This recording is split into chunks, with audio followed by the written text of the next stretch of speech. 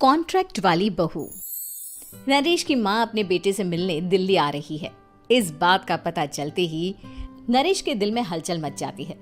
नरेश अपनी माँ के स्वागत की तैयारी में लग जाता है। साथ ही उसे डर भी सताने लगता है कि उसकी माँ कहीं अपनी पुरानी जिद पर फिर से बैठ ना जाए। हे भगवान, इस बार बचा लो, अगले साल पक्का माँ की जिद पूरी कर दूंगा। तभी दरवाजे की घंटी बजती है। नरेश दरवाजा खोलता है तो सामने अपने मकान मालिक को देखकर हैरान हो जाता है, क्योंकि उनके साथ एक सुंदर सी लड़की भी थी। अब नमस्ते अंकल, कुछ काम था, मुझे बुला लेते। आपने क्यों कष्ट किया? अरे नहीं नहीं, इसमें कष्ट कैसा, मैं तो बस तुम्हें रीना से मिलवाने आया था। आज से रीना तुम्हारे साथ इसी फ्लैट में रहेगी। अंकल, कोई लड़का फ्लैटमेट नहीं है? एक अनजान लड़की के साथ रहना मेरे लिए थोड़ा अजीब होगा। देखो नरेश, मैं तुम्हें पहले भी बता चुका हूँ कि इस फ्लैट में तुम्हें किसी ना किसी के साथ एडजस्ट करना ही होगा, या फिर तुम अकेले पूरे फ्लैट का किराया दे दो, मैं किसी को नहीं रखूंगा। नरेश अपने मकान मालिक की बात सुन के रीना के साथ रहने के लिए तैयार हो जाता है, पर अंदर ही अंदर उसे ये बात खाने लगती है कि वो अपनी माँ को क्या जवाब देगा जब उसकी माँ रीना के बारे में उसे पूछेगी। दिन बीतने लगते हैं। नरेश और रीना अच्छे दोस्त भी बन जाते हैं, पर अभी भी नरेश अपनी प्रॉब्लम का सॉल्यूशन नहीं ढूंढ पाता। एक दिन नरेश बहुत परेशान सा बैठा होता है। तभी रीना उसे पूछती है, क्या हुआ नरेश, तुम काफी परेशान लग रहे हो, सब ठीक तो है ना? हाँ सब ठीक है, बस एक छोटी सी प्रॉब्लम है। वो एक्चुअली 2 दिन बाद मेरी माँ मुझसे मिलने आ रही है। अरे तो इसमें प्रॉब्लम क्या है, ये तो खुशी की बात है। हाँ रीना, बट मेरी माँ एक जिद लेकर बैठ गई है कि मैं शादी कर लूँ, पर मैं अभी इस चीज़ के लिए तैयार नहीं हूँ। ऊपर से जब वो तुम्हें देखेगी तो 100 सवाल करेगी, क्या जवाब दूंगा? अरे इसमें कोई टेंशन वाली बात नहीं है। मेरे पास ना इस प्रॉब्लम का सलूशन है, जिससे ना तुम्हें शादी करनी पड़ेगी और ना ही तुम्हारी माँ मेरे बारे में कुछ पूछेंगी। रीना की बात सुनकर नरेश सोच में डूब जाता है। वो सोचता है कि रीना खुले ख्यालों वाली लड़की है, कहीं माँ को सच बता ना दे। नरेश को सोच में डूबा देखकर रीना कहती है, अरे क्या हुआ, किस सोच में पड़ गए? डोंट वरी, जैसा तुम सोच रहे हो ना वैसे कुछ भी नहीं है। मेरे पास एक प्लान है। मैं कुछ समझ नहीं पा रहा हूँ, कैसा प्लान? मैं समझाती हूँ। हम ना एक कॉन्ट्रैक्ट मैरिज कर लेते हैं। फिलहाल मेरे पास जॉब नहीं है, तो तुम इस रूम का किराया दे देना जब तक तुम्हारी माँ यहाँ रहेंगी, सिर्फ तब तक। और तुम अपनी माँ से कह देना कि मैं तुम्हारी पत्नी हूँ, इससे वो मेरे यहाँ रहने पर कोई सवाल भी नहीं करेंगी। अरे बात तुम्हारी ठीक है, पर माँ से झूठ बोलना, ना ना बाबा, मैं ये रिस्क नहीं ले सकता। कोई और आइडिया दो ना तुम। देखो मंजूर हो तो बोलो, वरना सच बता दो, मुझे कोई प्रॉब्लम नहीं है। रीना की बात सुनकर नरेश सोच में डूब जाता है। बहुत सोचने के बाद जब उसे कोई रास्ता नहीं मिलता तो वो रीना के बताए हुए रास्ते पर चलने के लिए तैयार हो जाता है। वो रीना से बात करता है और अपनी माँ की पसंद और नापसंद के बारे में बताता है। रीना भी नरेश की सभी बातों को ध्यान से सुनती है, ताकि कहीं उससे कोई गलती ना हो जाए। आखिर वो दिन भी आ जाता है जब नरेश की माँ उससे मिलने दिल्ली आ जाती है। नरेश अपनी माँ को फ्लैट पर लेकर जाता है। जैसे ही नरेश की माँ फ्लैट के अंदर जाती है, रीना उसके पैर छू लेती है।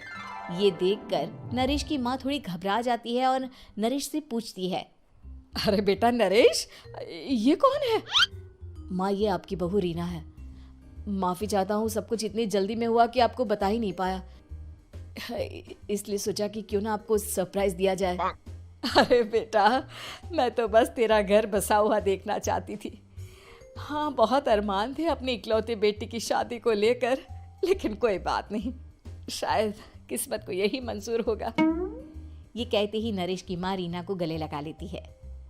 रीना बेटिया, मेरा बेटा ना थोड़ा नादान है, पर तुम काफ़ी समझदार लगती हो, और मैं जानती हूँ कि तुम इसका बहुत अच्छे से ध्यान रखोगी। माँ आप चिंता मत कीजिए, मैं सब संभाल लूंगी। नरेश की माँ अपने बहू और बेटे के साथ खुशी खुशी रहने लगती है। दिन बीतने लगते हैं। नरेश की माँ और रीना का रिश्ता बहुत मजबूत होता चला जाता है। वो दोनों सारा दिन एक साथ रहती और खूब बातें करती। इधर साथ रहते रहते नरेश और रीना भी एक दूसरे से प्यार करने लगते हैं। दोनों को इस बात का एहसास हो जाता है, फिर भी वो इस बात को छुपा कर ही रखते हैं। एक दिन नरेश की माँ और रीना शादी के बारे में बात करने लगते हैं। रीना बिटिया, ये तो नरेश ने मुझे बिना बताए शादी कर ली, वरना मैं तो अपनी इकलौती बेटी की शादी इतनी धूमधाम से करती कि सारी दुनिया देखती रह जाती। अच्छा माँ, आप ऐसा भी क्या करती नरेश और मेरी शादी में जो दुनिया देखती रह जाती? अरे बिटिया, एक माँ के अरमान तुम अभी नहीं समझोगी।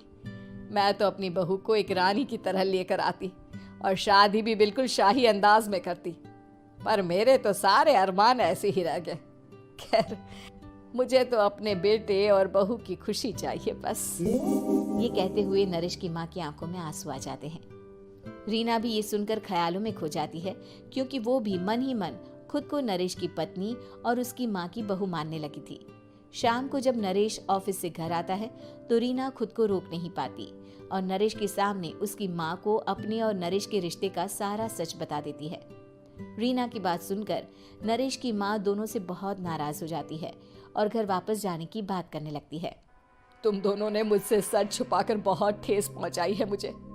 अब तुम लोगों के साथ नहीं रहना चाहती मैं, कल ही वापस चली जाऊंगी अपने घर। माँ, मुझे माफ कर दो, ये सब मैंने रीना के कहने पर ही किया है, वरना मैं भी आपको कभी ठेस पहुंचाने के बारे में सोच भी नहीं सकता। हाँ माँ, हमने ये सिर्फ आपका दिल रखने के लिए किया, प्लीज हम दोनों को माफ कर दीजिए। तुम दोनों ने मेरे अरमानों के साथ खिलवाड़ किया है, और वैसे भी मुझे अपने बेटे के लिए एक अच्छी लड़की ढूंढनी है, इसलिए मेरा यहाँ से जाना ही बेहतर होगा। माँ की ये बात सुनकर रीना खुद को रोक नहीं पाती। माँ, क्या मैं आपके घर की बहू बनने लायक नहीं हूँ? रीना की बात सुनकर नरेश हैरान रह जाता है। नरेश की माँ भी कुछ समझ नहीं पाती। मैं कुछ समझी नहीं, आखिर तुम कहना क्या चाहती हो? माँ, मैं वो नरेश से बहुत प्यार करती हूँ और साथ ही साथ मैं आपको भी अपनी माँ मान बैठी हूँ। आज जब आपकी बातें सुनी तो खुद को रोक नहीं पाई, इसलिए सारा सच आपको बता दिया। रीना की बात सुनकर नरेश की माँ की आंखों में आंसू आ जाते हैं और वो अपने बेटे नरेश और रीना को गले लगा लेती है। मेरे घर की बहू तो सिर्फ रीना बिटिया ही बनेगी। मैं आज ही तुम दोनों की शादी की तारीख निकलवा दूंगी, बस एक बार तुम्हारे घर वाले मान जाए। उसी दिन रीना के माता पिता भी उनके फ्लैट पर आ जाते हैं। दोनों परिवार आपस में बैठकर बातें करते हैं और शादी के लिए राजी हो जाते हैं। रीना भी कॉन्ट्रैक्ट फाड़ देती है और कहती है, सही मायने में मैं अब बहू बनूंगी, अब तक तो सिर्फ कॉन्ट्रैक्ट वाली बहू थी।